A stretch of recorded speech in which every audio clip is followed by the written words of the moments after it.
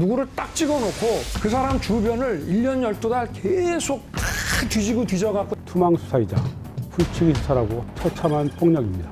별건 수사는 명백한 불법입니다. 그 무죄를 안 주면 그 이상은 근데 검찰이 그 김진성이라는 인물에 대해서 백현동 알선수재 74억 사건을 기소를 안 하고 회유가 아니라 이건 협박이라고 봐야겠죠. 옆길이는 엿장수마음으로 우리나라 법은 검찰 마음대로입니다. 김문기 처장은 개인적으로 시장 재직 때 좀 아셨습니까? 저희가 약 8,000평 정도의 R&D 부지를 저희가 취득했습니다. 현대판 예성문제입니다.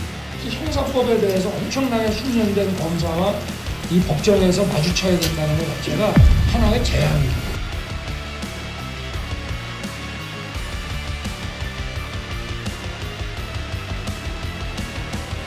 안녕하세요. 논설의 이재석입니다. 먼저 자료 영상부터 보고 시작하겠습니다. 네. 정치보복의 기준은 뭡니까? 제가 좀 실무적으로 말씀을 드리면 누구를 딱 찍어놓고 그 사람 주변을 1년 12달 계속 다 뒤지고 뒤져갖고 찾는다 그러면 그거는 정치 보복이죠. 지난 대선 과정에서 윤석열 당시 후보가 했던 말입니다. 어떻습니까? 윤석열 정부 검찰이 이재명 더불어민주당 대표를 상대로 하고 있는 행위가 정확히 이 기준에 해당하지 않습니까? 1년 12달이 아니라 벌써 몇 년째 이재명 대표를 딱 찍어놓고 계속 뒤지고 찾고 기소하고 있습니다. 정적을 죽이기 위한 표적 수사이자 기소라는 점을 과거의 윤 대통령이 자백하는 꼴입니다. 이재명 대표에 대한 검찰의 수사를 낚시에 비유하면 투망 수사이자 훌치기 수사라고 할 수 있습니다. 최대한 넓은 그물을 던져서 피라미까지 잡아들인다는 의미에서 투망 수사이고 낚싯바늘을 여러 개 끼워서 몸통이건 아감이건 아무데나 걸리라는 식의 훌치기 수사입니다. 처참한 폭력입니다. 11월 19일에는 윤석열 정부 경찰이 증거가 없어서 무혐의 처분했던 법인카드 유용 혐의를 기소했습니다. 이로써 이재명 대표는 8개 사건에서 12개 혐의로 6차례 기소를 당했습니다. 사건을 병합해서 재판은 5건입니다. 이 가운데 2건의 1심 판결이 지난주와 이번 주 잇따라 나왔습니다. 공직선거법의 허위사실 유포 혐의와 위증교사 혐의 재판입니다. 허위사실 유포 혐의는 징역 1년에 집행유예 2년, 위증교사 혐의는 무죄가 나왔습니다. 유무죄가 엇갈리면서 여당과 야당만이 아니라 지지자들까지 시비가 교차했습니다. 저는 1심 판결 하나에 나라가 들썩이는 현상 자체가 정치 후진국이자 사법 후진국의 단면이라고 생각합니다. 지난 대선에서 1,600만 표 이상을 득표했고 현직 야당 대표이자 유력한 차기 대선 주자의 정치 운명이 몇 명의 검사와 판사의 판단에 달려있다는 사실 자체가 반민주적이라고 생각합니다. 오늘은 1심 판결 2건을 정리해 보겠습니다. 위증교사 혐의는 백현동과 관련이 있고 허위사실 유포 혐의는 대장동과 백현동 모두 관련되어 있습니다. 이 2건만 봐도 이재명 관련 검찰 수사와 재판의 특징이 보입니다. 마치 예능 프로그램 이름처럼 꼬리에 꼬리를 물고 이어지는 꼬꼬무 수사이자 기소라는 점입니다. 먼저 시간순으로 가까운 위증교사 재판부터 보실까요? 이 사건의 시초는 2002년으로 거슬러 올라갑니다. 당시 한국방송 추정 60분 최아무개 PD가 분당 파크뷰 특혜 분양 사건을 취재하면서 검사를 사칭했는데 시민운동가라서 이 사건을 고발했던 이 대표도 검사 사칭을 공모한 혐의로 구속 기소돼 대법원에서 벌금 150만 원의 확정 판결을 받았습니다. 이 대표는 2018년 지방선거 경기도지사 후보 토론회에서 저는 검사를 사칭해서 전화한 일 없습니다. PD가 한 거를 옆에 인터뷰하고 있었다라는 이유로 제가 도와준 걸로 누명을 썼습니다. 검사 사칭 사건에 대해 누명을 썼다고 말했다가 공직선거법의 허위사실 유포 혐의로 다시 기소됐지만 대법원까지 간 끝에 무죄 판결을 받았습니다. 그런데 지난해 10월 검찰이 이 대표를 선거법 위반 재판 때 위증교사를 한 혐의로 또다시 기소했습니다. 20년도 더 지난 사건을 뿌리로 3번째 기소를 한 것입니다. 전례를 찾기 힘든 집요한 표적 기소입니다.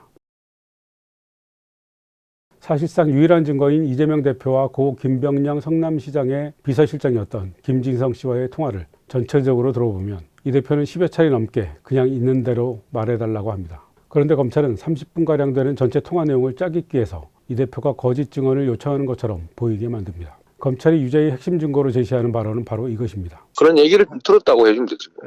이에 대해 재판부는 통상적인 증언 요청으로 해석합니다. 해당 발언에 이어 어쨌든 그때 전체 캠프의 분위기나 전해 들은 이야기, 직접은 아니지만, 그런 상황이었다는 것만 얘기를 해줘도 도움이 많이 될 것 같아요. 왜냐하면 이게 이제 그때 당시 사건을 다시 재구성하자는 건 아니고. 김 씨의 증언 중 일부 위증이 있었고 이로 인해 김 씨가 위증 혐의를 인정받아 벌금 500만 원을 선고받았는데도 이 대표가 무죄인 이유는 뭘까요? 재판부는 김 씨에게 해당 위증을 해달라고 이 대표가 요구하지 않았을 뿐더러 위증을 예상하지도 못했다고 판시했습니다. 이 대표와 김 씨의 통화 이후 김 씨가 이 대표 변호인과 통화를 하긴 했지만 이 역시 변호인이 몇 가지 사실 확인을 하는 차원이고 위증으로 판단되는 발언을 유도하거나 개입하지 않았다고 재판부는 판단했습니다. 무엇보다 검찰이 제시한 증거로는 이 대표가 김 씨로 하여금 해당 위증을 하도록 하는 고의성을 입증할 수 없다고 판단한 것입니다. 국민의힘 쪽은 위증이 있었는데 위증교사는 없었다는 판결이 모순이라고 비판하지만 실제로 이런 판례는 여럿 있습니다.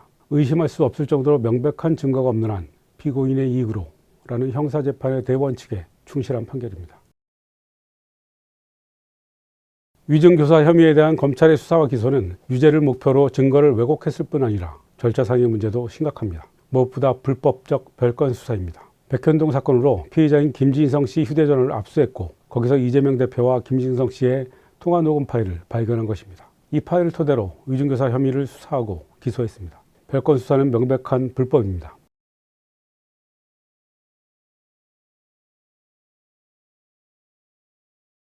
이와 관련하여 대표적 보수 논객인 정규재 씨가 이렇게 말할 정도입니다. 그 무죄를 안 주면 그 이상한 거죠. 저는 그래 봅니다. 그거는 무죄로 줘야 돼요. 위정교사의 증거가 다른 사건에서 획득한 걸 겁니다. 그렇다면 그건 무죄가 되어야 되죠. 저는 그 증거의 획득이 다른 사건으로부터 연유된 거라고 들었고 또 그럴 거라고 짐작해요. 그렇다면 그거는 무죄다. 그런데 한국 검찰은 불법 따위는 아랑곳하지 않습니다. 누구도 자신을 수사하거나 기소하지 못할 거라고 믿기 때문입니다. 실제로 이화영 전 경기도 평화부지사를 비롯해서 검찰의 모해 위증교사 논란이 끊이지 않는데도 검찰은 끄떡없습니다. 이번 위증교사 혐의 수사 과정에서도 비슷한 불법 논란이 제기됐습니다. 김진성이라는 사람은 처음에는 자기가 위증을 안 했다. 이재명 대표도 사실대로 얘기하라고 했다. 위증이나 위증교사를 부인했던 사람입니다. 근데 나중에 자기가 위증을 했다라고 또 극구 주장을 합니다. 그리고 이재명 대표가 위증을 교사했다라고 말을 바꿉니다. 근데 그 위증 사건 수사 당시에 김진성이라는 피의자에게는 사건이 세 가지가 있습니다. 백현동 관련해 가지고 74억 알선 사건이 있습니다. 그리고 독자적인 도감청 탐지장치 납품과 관련된 또 알선 수재 사건이 있습니다. 그리고 또 하나 골프장을 상대로 납품과 관련된 사기 범죄를 저지른 것이 있습니다. 근데 검찰이 그 김진성이라는 인물에 대해서 백현동 알선 수재 74억 사건을 기소를 안 하고 공범 김인섭 씨만 공소를 제기해서 지금 유죄를 받게 만들었습니다. 2심까지 징역 5년이 났습니다. 근데 김진성은 안 하고 있죠. 그리고 독자적인 알선 수재 사건 그것도 기소를 안 하고 있습니다. 또 하나의 사기 사건은 경찰이 기소 의견으로 보냈는데 조사조차 하지 않고 무혐의 처분을 해줬습니다. 이재명 대표를 잡는데 협조를 하라라는 이유로 회유와 협박을 하는 사건이라고 보여집니다. 그래서 이건 플리방해행위도 아니고 직무유기, 직권남용, 또 강요범죄에 해당한다고 판단이 되는데 김진성 씨가 백현동 사건으로 뇌물을 받은 것만이 아니라 도감청 탐지장치 납품으로도 뇌물을 받았고 사기 혐의도 받고 있었다는 겁니다. 그런데 검찰은 사기 사건은 무혐의 처리해주고 알선 수재 혐의 2건은 기소를 안 하고 있습니다. 백현동 공범은 벌써 기소해서 이번 주 목요일이죠. 28일 대법원에서 징역 5년을 선고받았는데 김진성 씨만 붙들고 있는 겁니다. 이재명이 위증교사했다고 자백하면 알선 수재 사건 봐줄게 라는 검찰의 약속이 있었을 거라고 의심할 만합니다. 아니면 거꾸로 협박용일 수도 있을 것 같습니다. 검사 출신인 박균택 의원도 그렇게 말합니다. 아까 검찰이 회유했단 말씀이세요? 회유가 아니라 이건 협박이라고 봐야겠죠. 더 중대한 범죄, 하찮은 위증을 기소하면서 더 중대한 알선 수재 범죄를 빼줬기 때문에 이것은 직무유기 범죄고 그다음에 거의 그 자백을 유지하게 만들었던 협박 범죄이기 때문에 오히려 처벌을 받아야 할 사람은 그 담당 검사들입니다. 반드시 그런 날이 올 겁니다.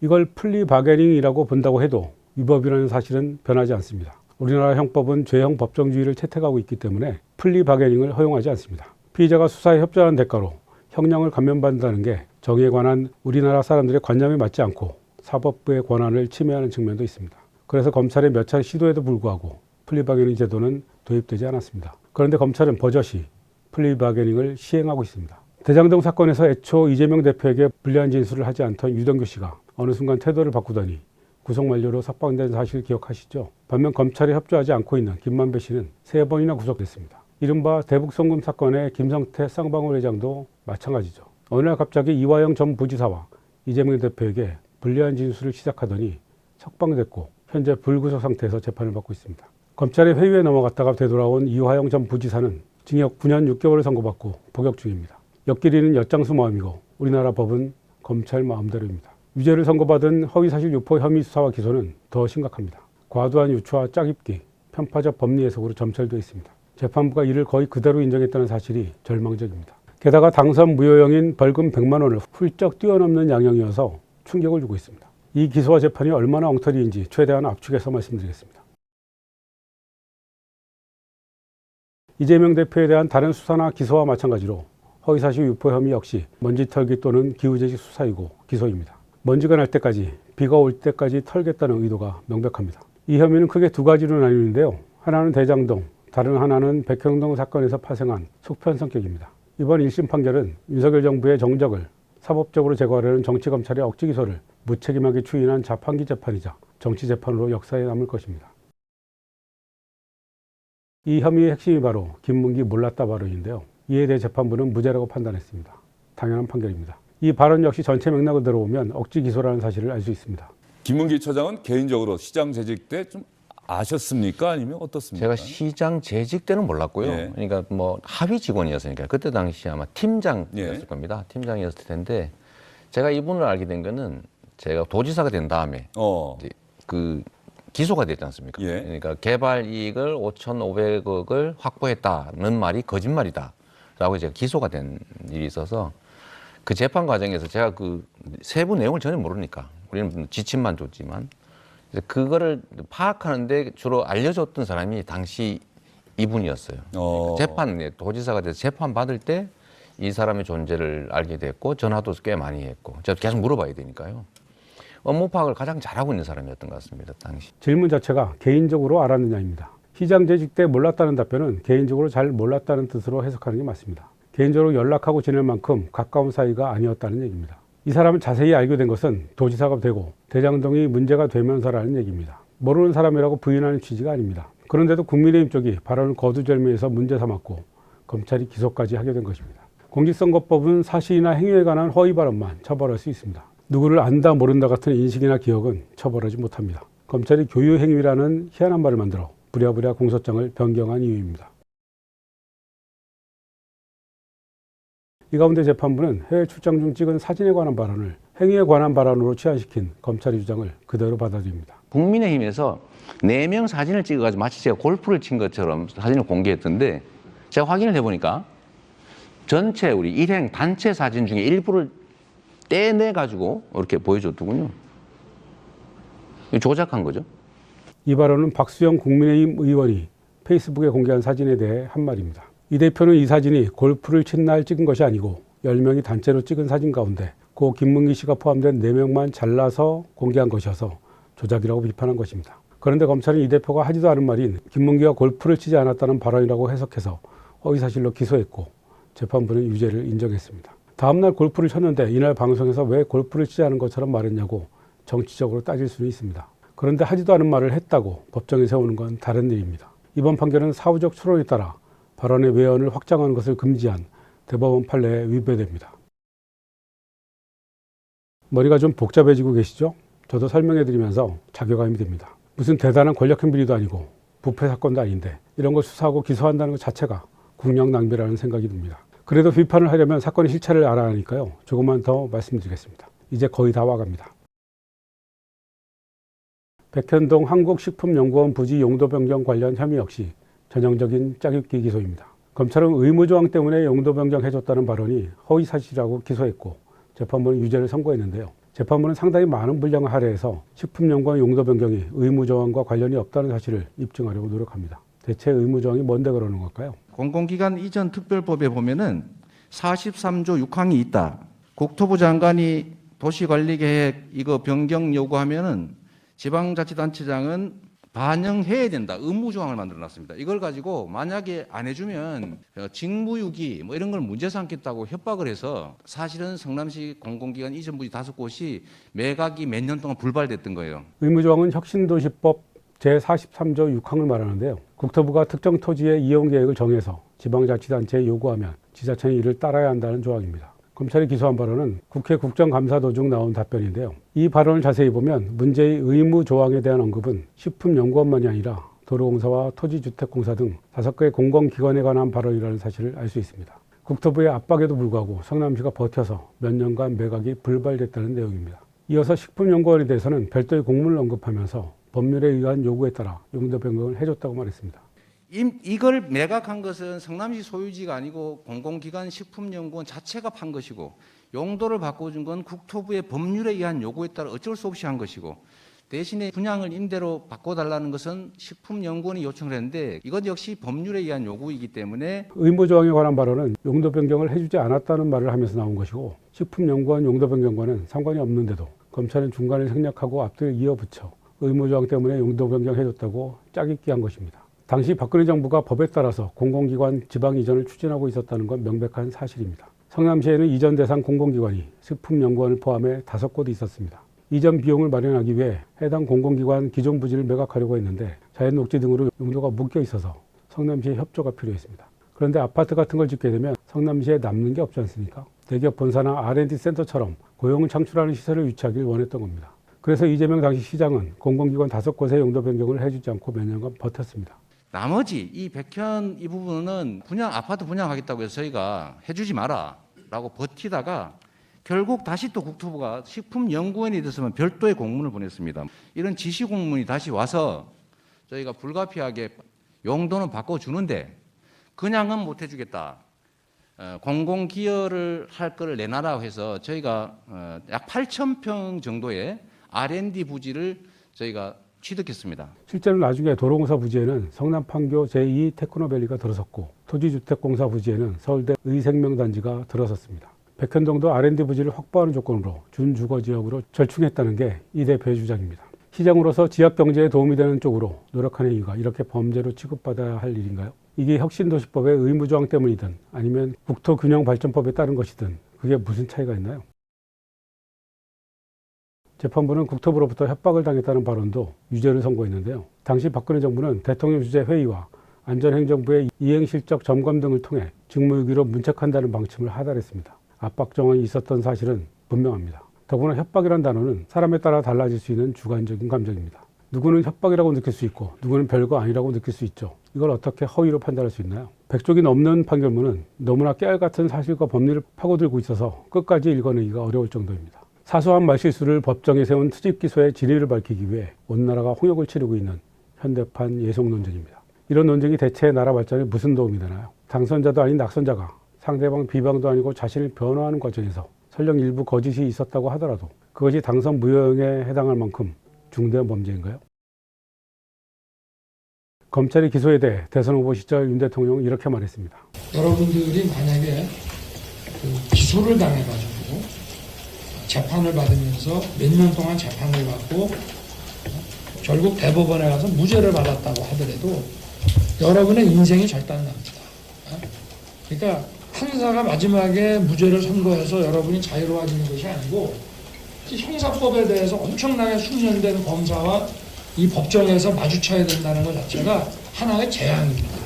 그래서 이 검찰의 기소라는 게 굉장히 무서운 겁니다. 이게 사실. 그래서 이 함부로 이 기소하지 않고 또 기소해야 될 사안을 봐주지 않고 하는 것은 정말 중요합니다. 윤 대통령 말만 따라 대법원에서 무죄를 선고받는다고 자유로워지는 것이 아닙니다. 몇 년 동안 재판을 받으면서 인생이 결단납니다. 그런 재판을 이재명 대표는 1개도 아니고 5개나 받고 있습니다. 인생이 5번이나 결단나는 경험을 치르고 있는 겁니다. 더구나 이 중 하나라도 피선거권 박탈형이 나오면 차기 대선에 출마도 못합니다. 우리나라만이 아니라 전 세계적으로도 야당 지도자에게 테러에 가까운 사법 공격을 가한 사례는 없습니다. 이 얼마나 무서운 일입니까? 이게 지금 우리나라 민주주의와 법치주의의 현 주소입니다. 지금까지 논설이었습니다.